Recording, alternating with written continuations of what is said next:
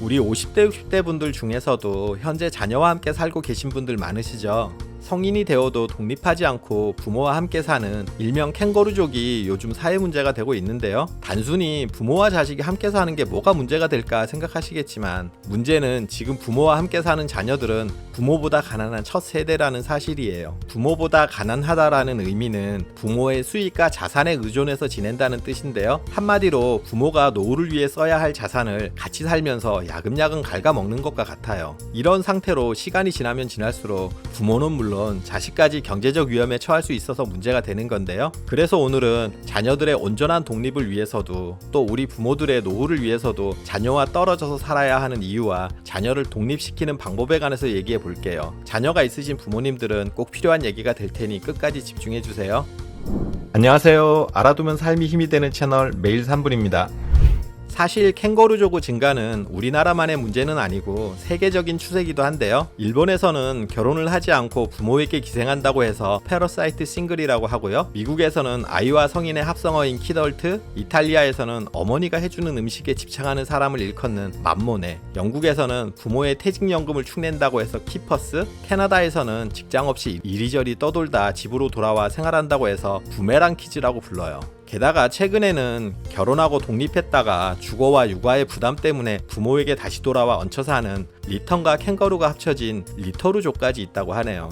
그럼 도대체 얼마나 많은 자녀들이 독립하지 못하고 부모와 함께 살까요? 19에서 49세까지의 성인 자녀 중 29.9%, 그러니까 10명 중 3명은 부모와 함께 산다고 해요. 이것을 미혼 자녀로 한정할 경우는 무려 64.1%가 부모와 함께 살고 있다는 건데요. 결혼을 안 한 경우는 10명 중 6명에서 7명은 부모와 함께 산다는 거죠. 미혼 자녀의 연령대별 부모 동거 비율을 살펴보면요. 20대 초반은 72%, 20대 후반은 64.8%가 부모와 함께 살았고요. 30대 초반은 57.4%, 30대 후반은 50.3%가 부모와 함께 사는 것으로 나타났어요. 30대 이후가 돼도 절반 이상은 부모와 함께 사는 거죠. 그리고 40대 이후가 되더라도 무려 44.1%가 부모와 함께 사는 것으로 나타났는데요. 자녀가 30대, 40대인 경우 부모는 60대, 70대인 경우가 대부분일 거예요. 이 나이까지 자녀들 뒷바라지를 해야 한다면 심각한 문제가 아닐 수 없죠. 사실 자녀가 이 나이까지 독립하지 못하고 이렇게 지내는 책임의 상당 부분은 우리 부모들에게 있는 것도 사실이에요.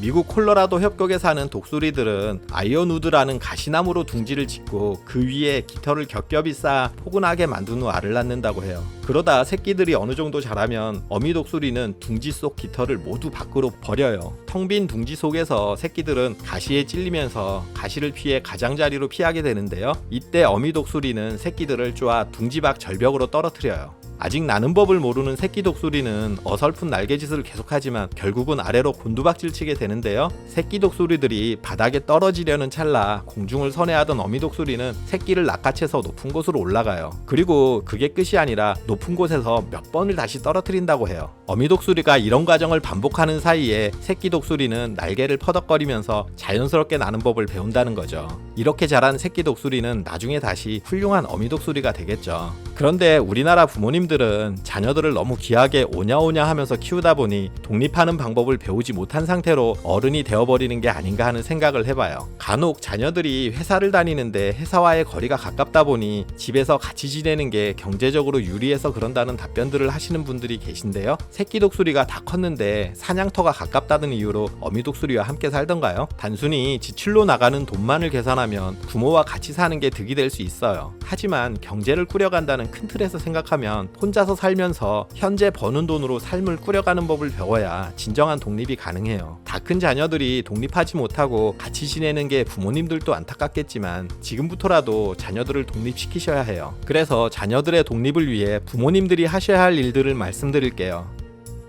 자녀를 독립시켜야 부모가 산다. 첫 번째, 자식을 고생시키자. 50대, 60대 분들의 경우 형제들이 대부분 서너 명 이상은 되시는 경우가 많을 거예요. 또 사는 동네에 6남매, 7남매도 흔치는 않았지만 볼 수 있었던 시절이고요. 그런데 요즘은 자녀들이 대부분 한둘이다 보니 부모님들이 자식이 고생하는 것을 못 보는 경우가 대부분이에요. 그렇다 보니 너희는 공부나 열심히 해 하면서 자녀들에게 설거지나 청소, 쓰레기 버리기, 식사 준비 돕기 등의 집안일을 시키지 않고 온실 속의 하초처럼 귀하 귀하게만 키우는 가정들이 많은데요. 이렇게 애지중지 키운 자녀가 취직해서 쥐꼬리만한 월급을 받겠다며 고생하며 일하는 모습을 보면 또 가슴이 짠해지죠. 예전에는 자식들이 취직해서 첫 월급 타면 부모님께 빨간 내복을 선물하고 그리고 이후로는 부모님 용돈을 드리는 것이 일반적이었는데요. 요즘은 자식들이 돈을 벌어도 부모가 기특하고 대견하다며 오히려 뒷바라지를 해주는 세상이 됐어요. 출퇴근 힘들다고 차도 사주고 자녀 위해서 보험도 대신 들어주고 자신의 노후도 못 챙기면서 자녀 적금까지 대신 넣어주는 경우도 흔하죠. 이렇게 과잉보호 속에서 자란 자식들이 제대로 독립할 수 있을까요? 부모는 사랑이라고 말하지만 오히려 자식을 점점 더 부모에게 의존하도록 만드는 거죠. 이 악순환의 고리를 끊으려면 자식을 편하게만 해주려는 유약한 사랑을 중단하셔야 해요. 자녀가 스스로 먹고 살 기반을 마련하도록 고생하는 것도 지켜볼 수 있는 강인한 사랑을 해야 하는 거죠. 벼랑으로 아기 독수리를 떨어뜨려야 나는 법을 배운다는 사실을 명심하세요. 자녀를 독립시켜야 부모가 산다. 두 번째, 집에 있기 불편하게 만들자. 우리나라 부모님들의 자식 사랑은 유별나죠. 특히 부부간에도 남편이나 부인을 최우선으로 생각하지 않고 자식을 1순위로 두는 경우가 많아요. 예를 들어 남편이 좋아하는 음식엔 1도 관심이 없지만 자녀가 좋아하는 음식은 냉장고에 떨어지지 않게 채워넣는 식인 거죠. 이것을 자녀에 대한 사랑이라고 착각하는 분들이 많은데요. 아니에요. 이는 가정의 질서를 깨는 행동이에요. 가정의 중심은 부부이고 부부에게 최우선은 남편이고 아내여야 해요. 특히 자녀가 성인이 됐다면 부모가 자녀를 위해 희생한다는 생각은 더 이상 해서는 안 돼요. 오히려 성인이 됐음에도 부모에게 얹혀 사는 자식이 부모의 삶에 방해가 되지 않게 돕도록 만드는 것이 정상적인 사고인 거죠. 집에 있는 자식 밥상 차려주고 옷 다 빨아주고 방 청소해 용돈까지 다 대주는 부모님들 많은데요. 이렇게 다 큰 자식을 계속 싸고 도는 것이 사랑이라고 생각하시겠지만 실제로는 자식을 망치는 길이라는 사실을 명심하세요. 오히려 부모 집에 얹혀 사는 만큼 자신의 일은 물론 집안일까지 도움으로써 그 대가를 치러야 하는 게 맞고요. 함께 살고 있다면 집안일의 일정 부분을 맡아서 하도록 해야 하고요. 또 생활비 명목으로 일정 부분 돈을 내도록 해야 해요. 집에 있으면 정말 힘들고 불편하다는 얘기가 나오게 만드세요. 그리고 이게 불편하고 안 입고 오면 나가라고 하셔야 해요.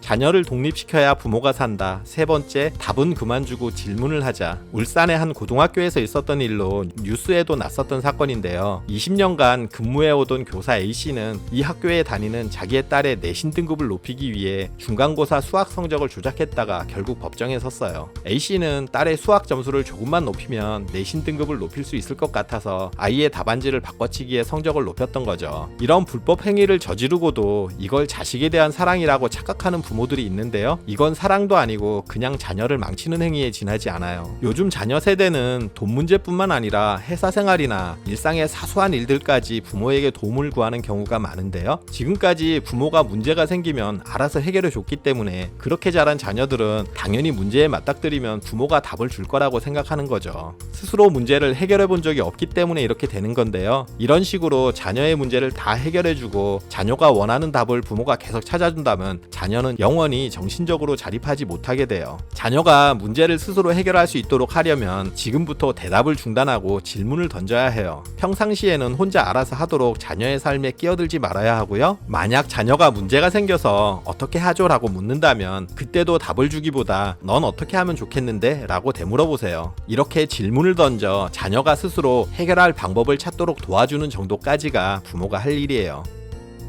자녀를 독립시켜야 부모가 산다. 네 번째, 실패할 기회를 주자. 자식이 실패하는 것을 마음 편히 볼 수 있는 부모는 없을 거예요. 그렇다 보니 자녀가 하는 일 하나하나를 간섭하고 코치하게 되는데요. 이렇게 자식이 실패하는 꼴을 못 보고 부모가 개입해 도와주면 자녀는 실패해서 스스로 배울 수 있는 기회를 빼앗기게 돼요. 그래서 실패를 경험해보지 못한 자녀들이 늘고 있는데요. 부모가 자녀들을 지나치게 가잉보호하다 보니 자녀가 실패 없이 갈 길들을 다 닦아놓고 그쪽으로만 가게 만들었기 때문이에요. 실패를 모른 채 성장하게 되면 사소한 일에도 좌절하고 다시 회복하기가 힘들어져요. 실패를 지나치게 두려워한 나머지 도전하지 못하고 자신의 가능성을 묻어버릴 수도 있고요. 작은 좌절을 계기로 세상 밖에 나가지 못한 채 집안에만 틀어박혀 지내는 자녀들이 있어요. 또 회사에서 문제를 일으키고 사표만 쓰면 책임을 다한 것이라고 착각하는 젊은이들도 있어요. 심한 경우 세상에 폐를 끼쳐서 죄송하다고 자살을 택하는 경우마저 있죠. 이들 모두가 실패해서 뭔가를 배우지 못했기 때문에 이런 행동을 하는 거예요. 자녀의 실패를 막기보다 실패하도록 내버려 둬야 해요. 그리고 왜 실패했는지, 다음엔 어떻게 다르게 할 수 있는지 생각해 보도록 격려하는 것이 자녀의 미래를 생각하는 부모의 행동이에요. 자녀에게 실패할 기회를 주세요.